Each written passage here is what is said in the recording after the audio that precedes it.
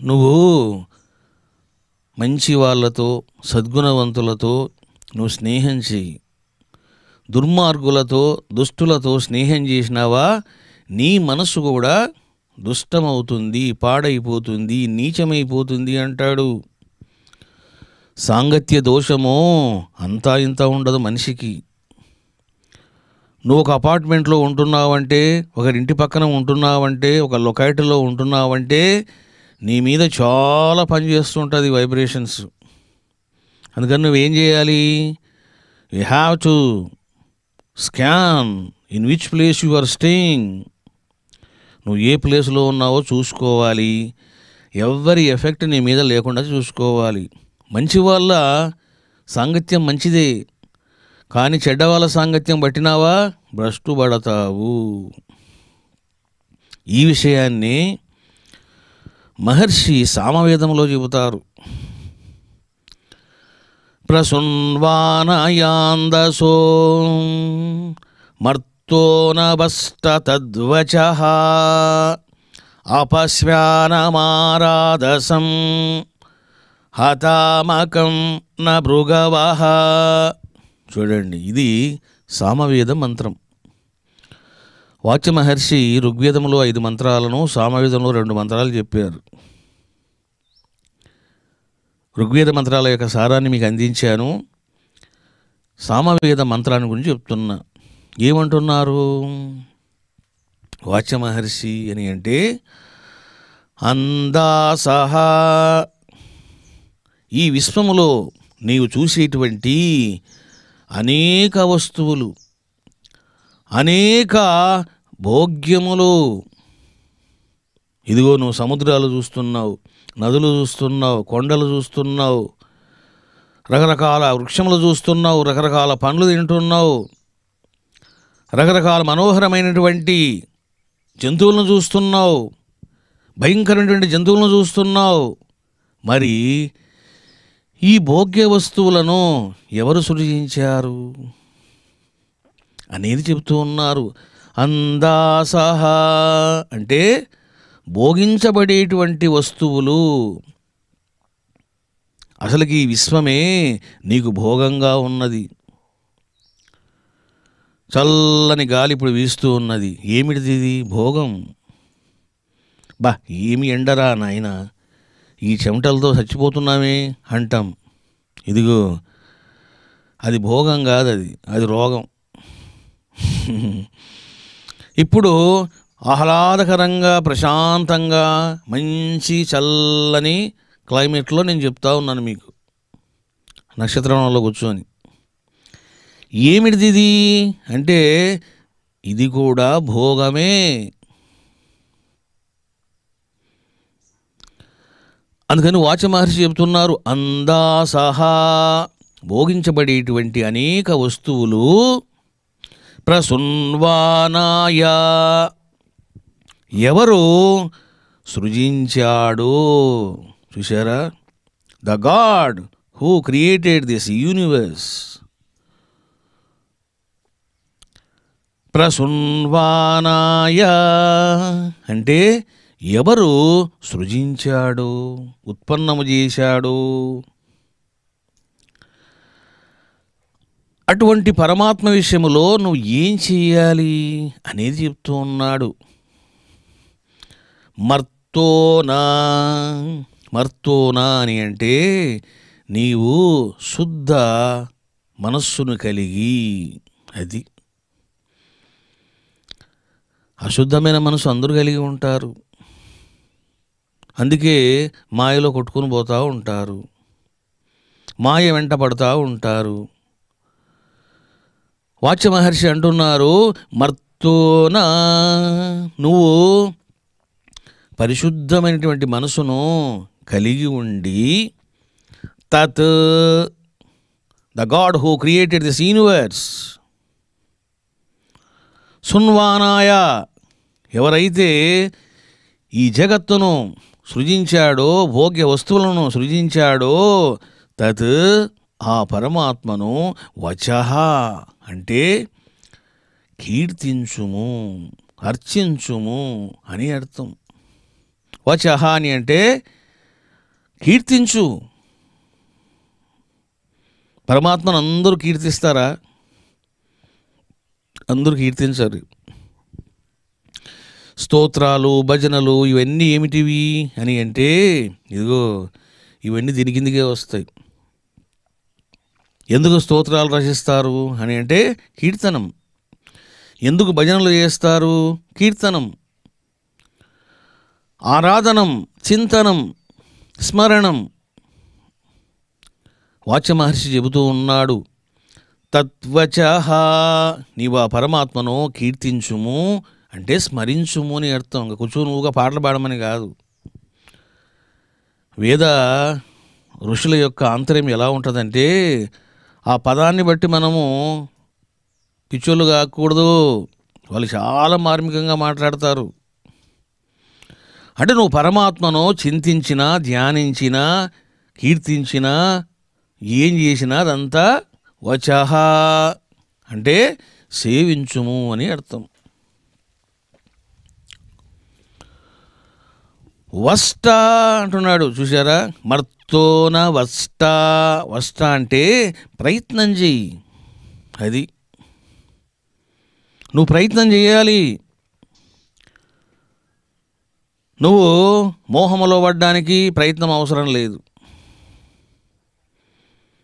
చూడండి, యూట్యూబ్లోన మనం ఏదో ఒకటి చూస్తుంటాం, వచ్చి ఏదో ఒకటి పడుతుంది. చూసారా? దానికి ప్రయత్నం అవసరంలే. నువ్వు ప్రయత్నం చేసి పరమాత్మ గురించి తెలుసుకోవాలనుకుంటే ఇక చూసారా, యూ హ్యావ్ టు సెర్చ్. నువ్వు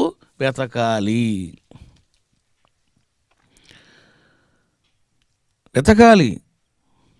కానీ కొన్ని వెతకాల్సిన అవసరం ఉండదు నీకు, వచ్చి పడుతుంటాయి అంతే. కమాన్, సీ దిస్ అని.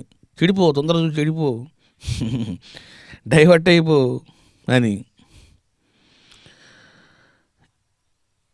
అందుకని వాచ్య మహర్షి చెబుతున్నాడు, నాయనా వష్టః అంటే నువ్వు ప్రయత్నం చెయ్యి. దీన్నే పురుష ప్రయత్నం అని అంటారు. ఏ విధంగా చేయాలి మరి ప్రయత్నం అనేది చెప్తూ ఉన్నారు. భృగవః మఖంనా. భృగవః అని అంటే తపో సంపన్నులు, సిద్ధగురువులు, మహర్షులు, మునులు, మహనీయులు. మఖంనా ఏ విధంగా అయితే తమ యొక్క మనసు యొక్క చంచలత్వమును, బహిర్ముఖత్వమును నిరోధిస్తారో, దూరం పెడతారో, చంచలత్వాన్ని నివారణ చేస్తారో, ఆ విధంగా నీ ఒక పని చేయాలి అంటాడు. ఏమిటది? అరాధసం. అరాధసం అంటే భక్తిహీనులు, దుష్టులు, అపరిశుద్ధమైనటువంటి మనసు కలిగినటువంటి వాళ్ళు. శ్వానం. శ్వానం అంటే తెలుసిన కుక్క లాంటి వాళ్ళు అని అర్థం. చూడండి, శ్వానం అంటే కుక్క లాంటి వాళ్ళు.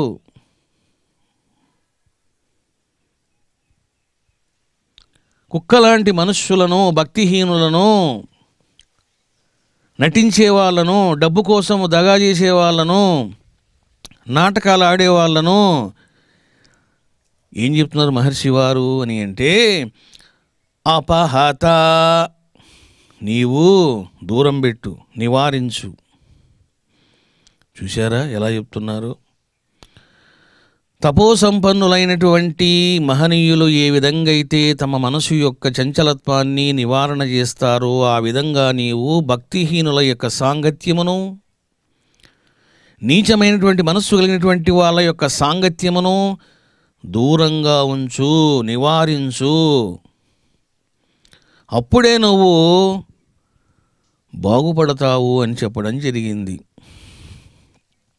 చూడండి, సాంగత్య దోషం ఎలా ఉంటుందంటే చాలా దుర్లభంగా ఉంటుంది, అది అగాధంగా ఉంటుంది.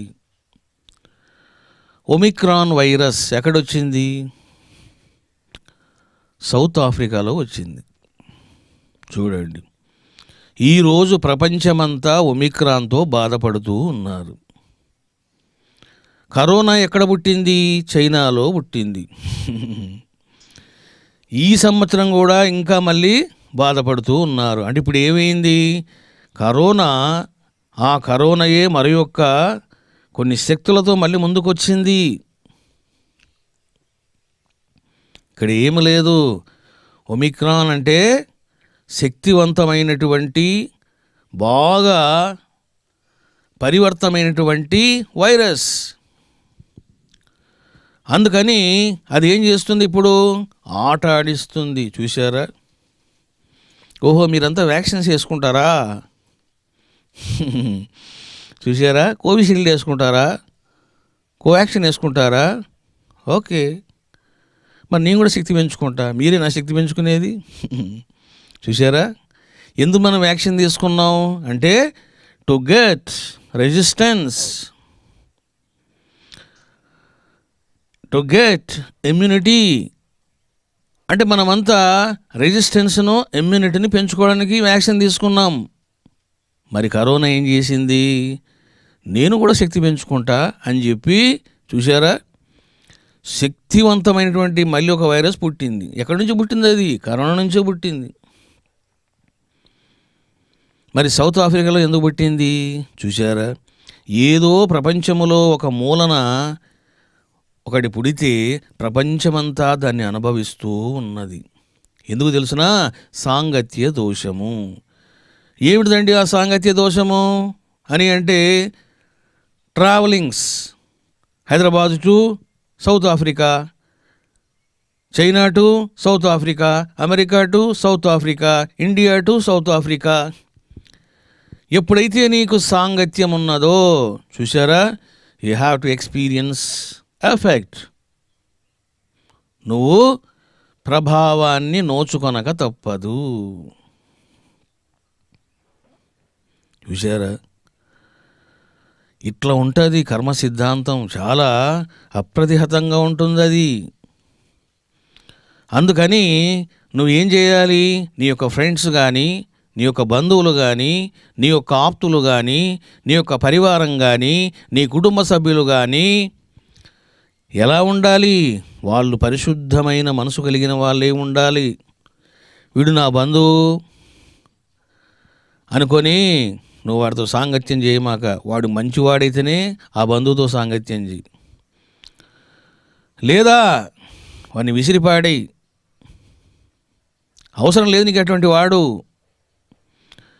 నీ ఫ్రెండ్ మంచివాడా, సాంగత్యం చేసుకో. వాడు కనుక నీచుడా, దూరం పెట్టు అన్ని. ఎందుకు తెలిసినా? నువ్వు పాడైపోతావు.